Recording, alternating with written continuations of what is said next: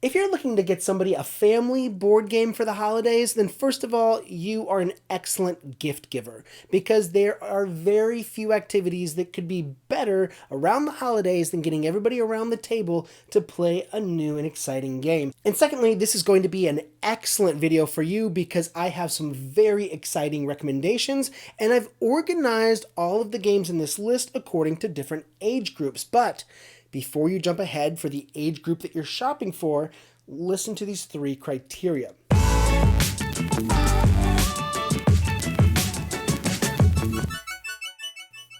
First, all of the games on this list are brand new. There's nothing on this list that was published earlier than 2021, and that's in part because I think it's very exciting to get a new game, and I hope it ensures that the person that you're shopping for is receiving something that they don't already have in their collection. However, if newness is not an important factor for you, there are also some excellent board game recommendations in a few of my other videos where publishing date is anything goes. So you can check out my top 10 family board games that I made in 2021 or the one I recently made in 2022. I'll leave links to those videos in the description. And while you're looking down in the description, you may also want to note that because these are new board games, they are going to be very popular. So I've done the best that I can to list links of where you can find those. They may sell out, and if they are sold out by the time you check them out, I apologize. I did the best that I can. All of the Amazon links are affiliate links, which means they do support this channel, but in cases where I couldn't find the board game on Amazon, I linked to wherever I could find it. So all of that information is in the description. The second rule is that I have selected these games that are accessible, enjoyable, and enriching for all ages. And what I mean by that is that while the age group goes as young as children of age 4, these are not children games. These are family games, meaning that they are picked to be just as enjoyable for the adults in the room as they are for the children. But that being said, these are also enriching games, meaning that I hope that the games that I've selected will be a challenge for some of your younger children and that they'll really have to step up to it. These are strategy games, even though they're strategy games for young kids in some of these groups. And rule 3 is you simply have to check the comments. This channel is called Board Game Dad, and many of my viewers and subscribers are board game dads, and if there are any games that I am not aware of, they are sure to leave excellent recommendations in the comments. I hear about great games all the time. So before you leave, go ahead and see what other people are writing about. I'm telling you, you're going to hear some great stuff down there. And then lastly, for the board gamer who has all the games, you may also want to check out this custom t-shirt. This is a shirt that I've designed. It has components from over 100 different board games. Games that any board gamer is sure to recognize. I get people that stare at this shirt all the time trying to find components from games that they've played. This is a shirt, again, that I've hand drawn, and I have a few others as well. To check that out, again, links are down below. That being said, let's take a look at our first group. It's the group from ages 4 to 6. And the first game I want to recommend is one called Ice, Floes, and Foes. In Ice, Floes, and Foes, the objective is to score points by saving wildlife and also eliminating nasty poachers and ships that are trying to disrupt the ecosystem. So you do this by pressing pieces of ice on the table. And if you're careful enough, you can press the ice floes in such a way that some of the poachers will fall off the table and the wildlife will stay on the table, remaining preserved. So in order to play this game, all you really need to do is be able to look at the geometries of the different ice flows and push your tile onto the table. And it's as simple as that. Very easy game, very attractive theme, appealing to definitely all ages to be able to save the Arctic wildlife.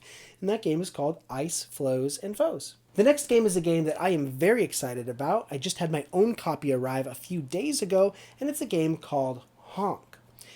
In Honk, you're getting points by collecting geese that will lay eggs for you, and the way that you collect a goose is by first collecting the food that it likes to eat and then feeding the goose. So you're feeding geese sets of cards that you've picked up off the table.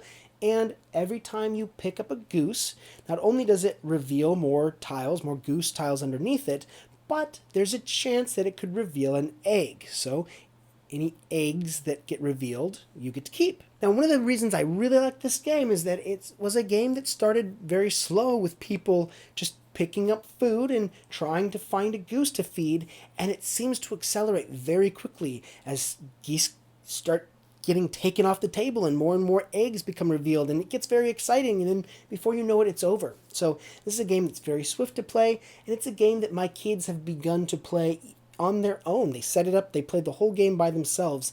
They like it so much. That game, Honk. The next game is called Catapult Feud. It also came out this year in 2022, and it's a game where players begin by setting up their own castle with these very high quality bricks. After they've built their castle, they have a catapult, and they basically take turns launching little plastic boulders at each other's catapults, trying to knock down their soldiers. That's it. That's the entire game. It's practically nothing but a toy, although there are some cards that players can use on their turns to get special abilities. Like one card lets you fire your catapult twice, or another card lets you rebuild 3 bricks after it's already fallen down. But that's it. It's a lot of fun. You set up, you get to build any castle you want. Excellent, very fun, easy to play game, and especially if your child is very young and just learning how to play games involving taking turns and understanding like a rule set and win conditions. This is a great game to kind of introduce the structure of board games. Now, the last game in this group is actually recommended for older players. However, I do think it's a fantastic game that really encourages kids to step up to a higher level of critical thinking. Now, if this is something that your young children would struggle with, I did do a video where I talked about introducing your kids to board games, and I think that would actually help a lot when teaching your children how to play a game like this next one. Now, I will also say about this game is it's going to be hard to find.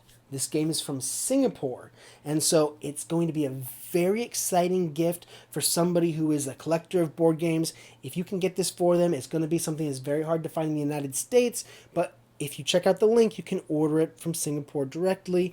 It's going to be a little bit more expensive, but it's a great gift, and it's an excellent, excellent game. It's called Rainforest City. And in Rainforest City, what you're doing is you're building little ecosystems of animals. So you've got the woodlands, where you've got dark wood and termites and pangolins. And that is a food chain, and you get points for each flora or fauna in the food chain as long as they have access to each other in a region.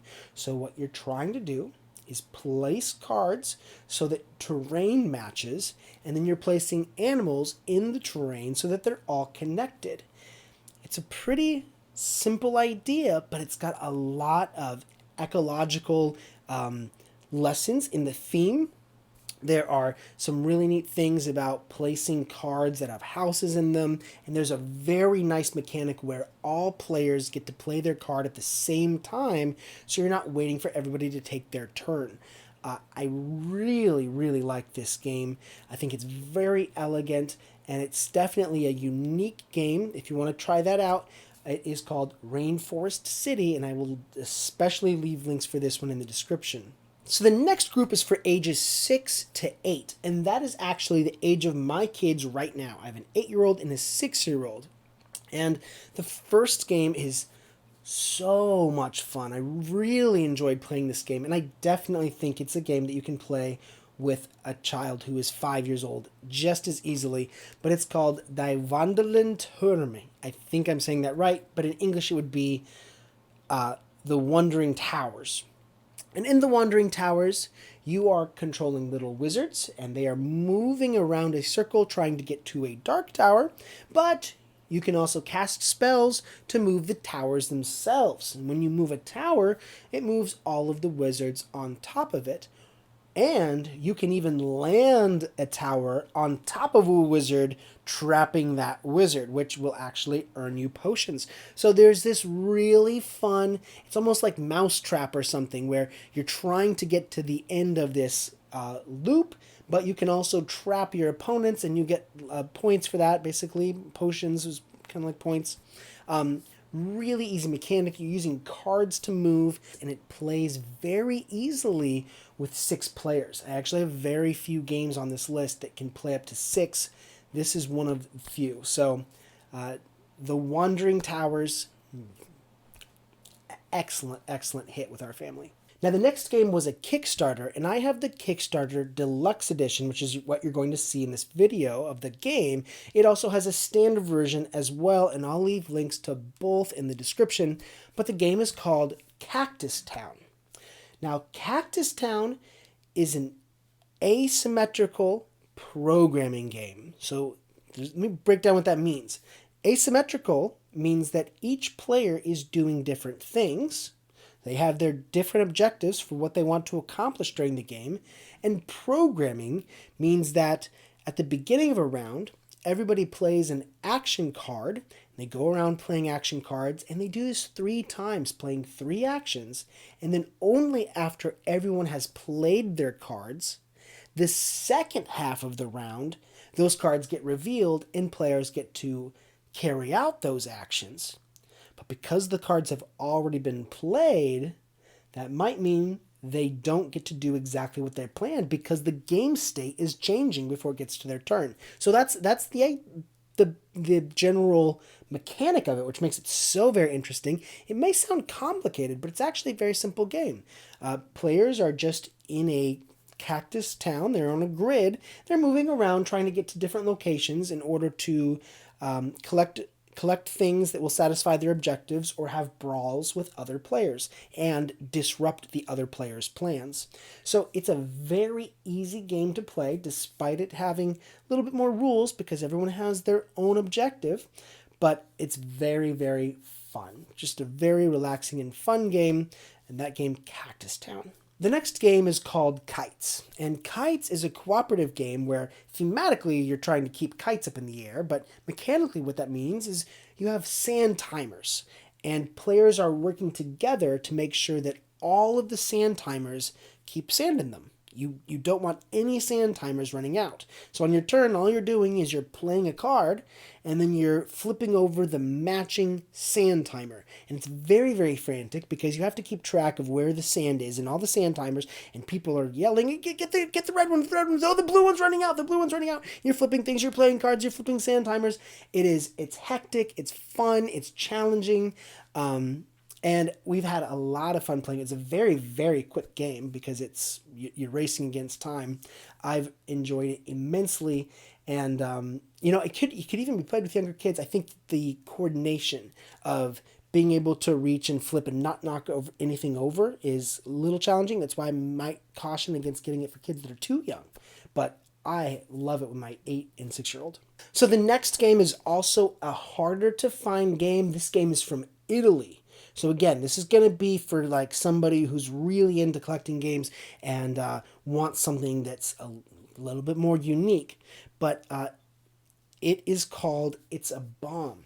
And It's a Bomb is a logical deduction game. It really plays best with 2 players. I think it's very interesting for my 8-year-old when I play it with her. But what she's trying to do is she's trying to deduce the location of a bomb and to disarm the bomb by deducing the location of different colored wires so she can cut the wires. And if you cut the wire of every single color, the bomb is deactivated. But every single time you cut something that is not a colored wire, like it's a gray wire or it's the color of a wire you've already cut, then the time ticks down. So you're racing against time in order to disarm a bomb, and you're doing this by asking questions about what is in each row or column. So it kind of feels a lot like the classic game Mastermind, if you've ever played that before. I think it's a really clever theme.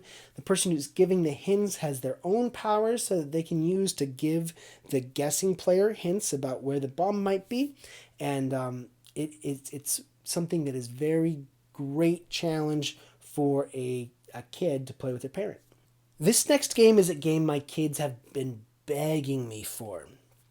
And because of that, and only because of that, I've made one exception.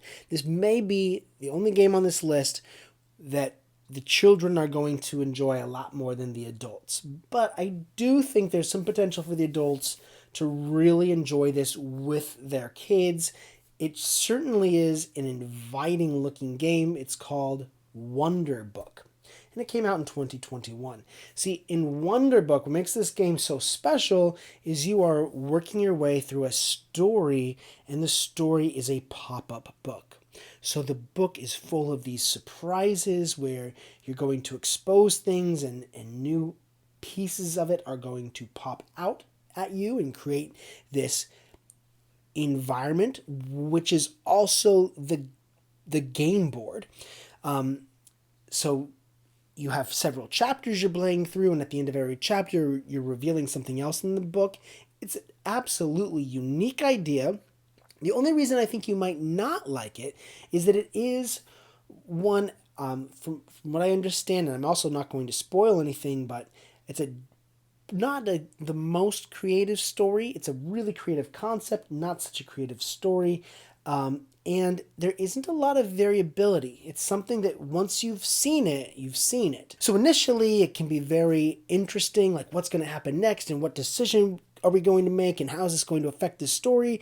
And then after you've kind of seen it, it wears off very quickly and the decisions don't change. So you've got that.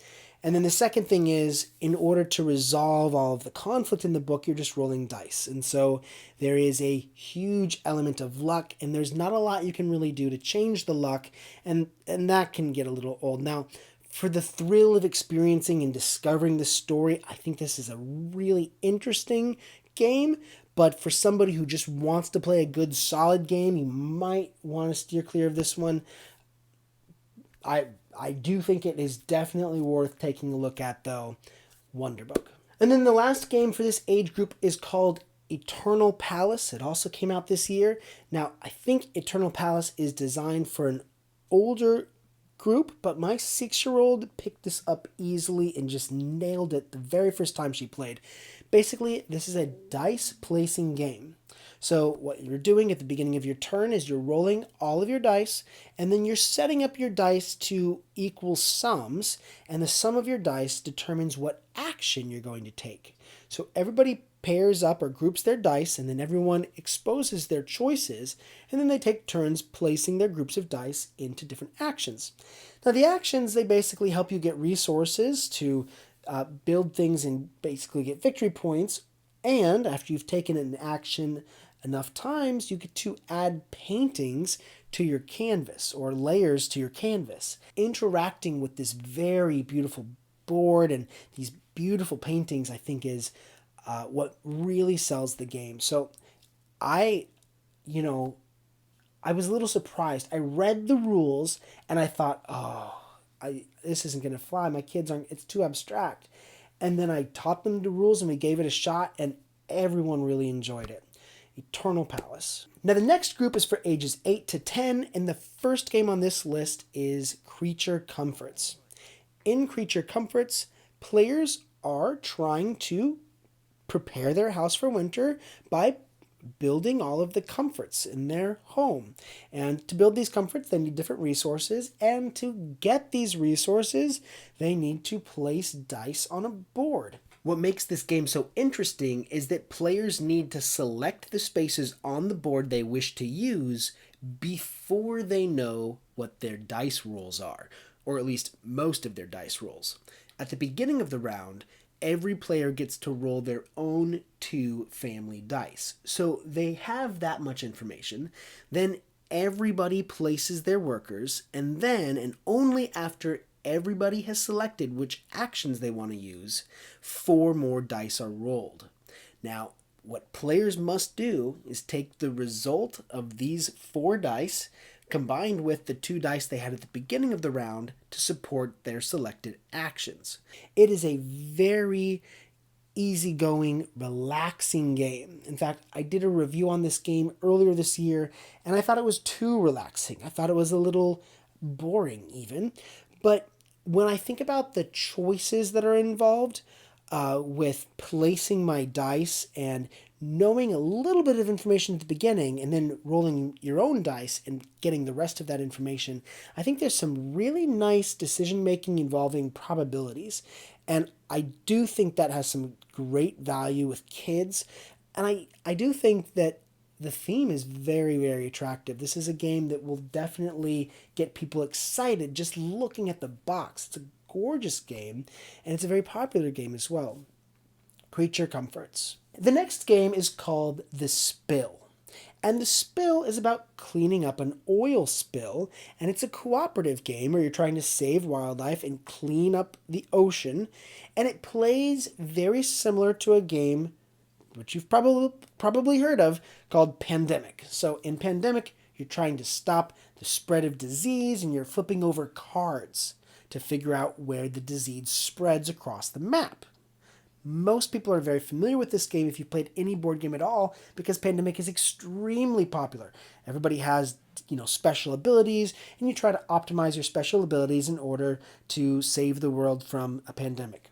Now, take that same type of gameplay, put it in a totally different theme where you're saving wildlife from an oil spill, and then change one more thing. Instead of flipping over cards, what you're doing is you're dropping dice in a dice tower. So those dice, they scatter down and they spread out, and the quadrant that the dice land in determines where the oil goes next. And then the number that rolls up determines exactly where in that quadrant the oil goes. So you're letting the oil spill out from the center of the board, and you're trying to save the wildlife as it pours out. And everybody has special unique abilities which you try to optimize in order to save the environment. And that's called The Spill. The next game is called First Rat. And I've got to tell you about this game. I think it is such an amusing theme. You are all these rats that live in a junkyard, and what you've done is you've been reading the comic books that other people have thrown away. And from the comic books, you learn that the moon is made out of cheese, and you can get to the moon if you can build a rocket. And so you and all of the other rats decide that you're going to build a rocket out of trash so you can get to the cheese moon. So that's the premise of the game, and now you're all competing to be the first rat on the cheese moon. So you've got this track. And it looks like a roll to move game. You roll the dice and move your rat, but there's actually no dice involved at all. On your turn, you can either move one of your rats 5 spaces, or you can move all of your rats up to 3 spaces as long as they all land on a space of the same color. And then where they land, they get to perform the action on the space that they land. The actions generally will let you collect the things that you need in order to build a spaceship, or you can buy things that will help you out on your way. And if you buy these things, you're going to spend cheese. But you're a rat. You might not want to buy. You can always steal. And if you steal, you just take it for free. But the catch is, you take something for free, you go back to start. So you can either pay to stay on your way, or you can steal and go back and start all over again. So there's this really interesting decision making where you're trying to really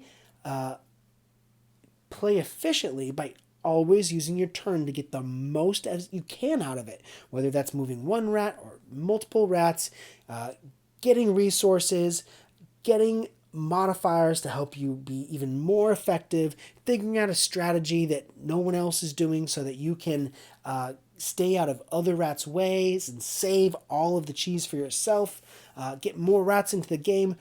A lot of really cool things that you can do. The whole thing is strategy based. There's no luck at all, which I think is awesome. The game First Rat is such a game. Now the last group is for kids age 10 and up. Now, at a certain age, a kid can play any board game, basically. So the choices in this category are so much broader. But I decided to pick games that I thought were most interesting for families to play, even though I felt like the possibilities were endless. But this is what I came up with. The first game for this group is the Guild of Merchant Explorers.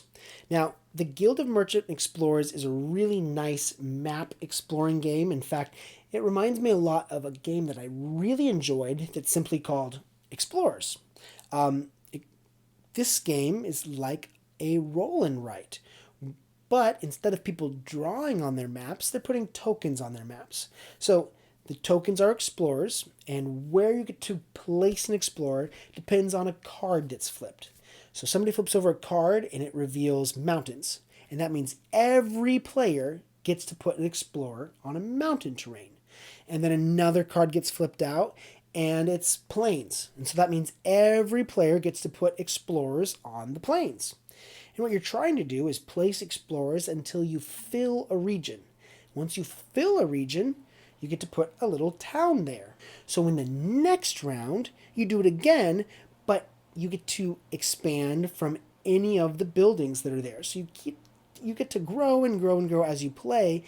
And what makes this game really stand out is that during each round, you'll always get a chance to pick a new card that will give you and you alone a unique ability. And the abilities are very exciting and they help you grow out of your map at a much faster pace. I think it's a fascinating mechanic. I'm very interested in the mechanic. I do think it's a more abstract game, which is why I don't think it's as advisable for younger players, even though the rule set is very, very simple.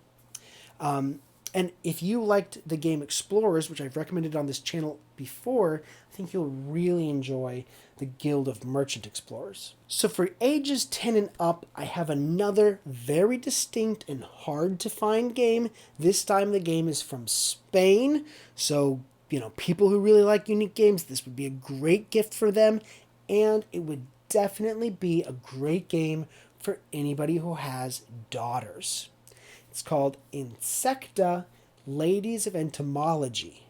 So, Insecta, Ladies of Entomology, you are women scientists and you're studying insects, and you're studying insects all over the world. You're doing this by moving your little explorer around to different places in the world to collect insects of different sizes from different regions and from different groups. So this is basically a set collection game, and you've got several objectives that you're drafting. I think the game is very interesting. I actually enjoyed this a lot more than I thought I would. This is another time where I was reading the rules and I thought, oh, this is too abstract, kind of like Eternal Palace. But then I played it and I thought, this is actually a really satisfying game. But I'm heartbroken because I just think that the gameplay is a little too abstract for my 8-year-old. So even though I think it's beautiful, even though I love the Ladies of Entomology theme here, every single character is a woman in this game, but I think it really is going to suit an older children, because you really kind of have to appreciate the abstraction of this kind of set collection.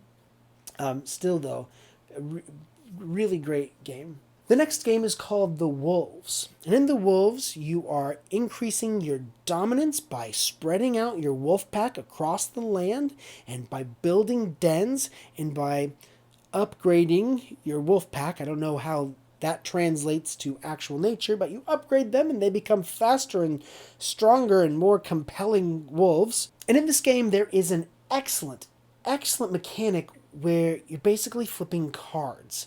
And the cards have two sides. Each side has a different terrain. And in order to perform some actions, you have to have cards of a matching terrain type, matching the terrain where you want to perform the action. So you have to set up these really interesting combos where you want to do an action in one type of terrain, but the cards aren't available. So you got to find another action you can perform first in order to flip over the card, in order to create the combo of cards that you need in order to perform that action over there. So there's just a lot of thinkiness about this game, but it's a beautiful game. It's got some really amazing components. This is a very abstracted game, even though it looks great. I do think, kind of like what I said about the Insecta, you have to appreciate it for its strategic depth. This doesn't have the same element of theme that I like to see when I'm playing with younger kids. So that's why I think it's really an appropriate game for 10 and older.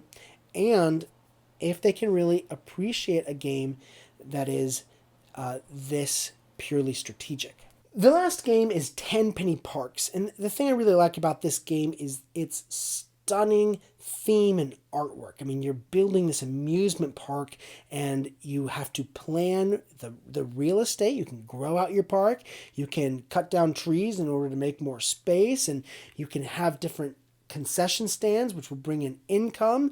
But most importantly, you've got to plan what rides you want to put in your park and the impact that that's going to have on your guests. Is it going to bring them thrills? Is it going to bring them joy? You've got these different tracks that you're competing on, and if you are the park with a reputation for being like the most thrilling park, for example, you get different benefits. Now, all of that is based on placing tiles. And this is where I really think the game becomes very challenging, because a lot of tile placing games are about filling space. This game is not about filling space. You actually don't want to fill space with the tiles. You need to leave space between the tiles. The rule is the tiles can only be placed so that they touch with their corners, so diagonal placing. They're not allowed to share edges. I think that's a tougher rule, but I do think it's a very interesting, heady, puzzly game with just a beautiful, beautiful artwork. So if you can appreciate, again, a game that is puzzly and strategic and very fun to engage with, Tenpenny Parks might be one that you really enjoy. Those are my recommendations. So I did the best that I could to place these in appropriate age groups, but I've got to say, the games that are going to work are really going to depend on your kids. I really like asking my kids to step up to a new challenge and give them something that is going to have them solving problems in a creative new ways. That's why we play so many board games in my house. Definitely take a closer look at some of these games. Make sure there's something that you think that your kids can fully engage with. And if you want any help, especially if your kids are younger, do check out my video about introducing board games to your kids, where I talk about how to teach rules and what to expect as your kids develop in their understanding of board games and as they become more sophisticated in the kinds of games they play. There's a whole video about that. I'll leave links to that at the end of this video and in the description. Thank you for watching, and I will see you next time. Bye-bye.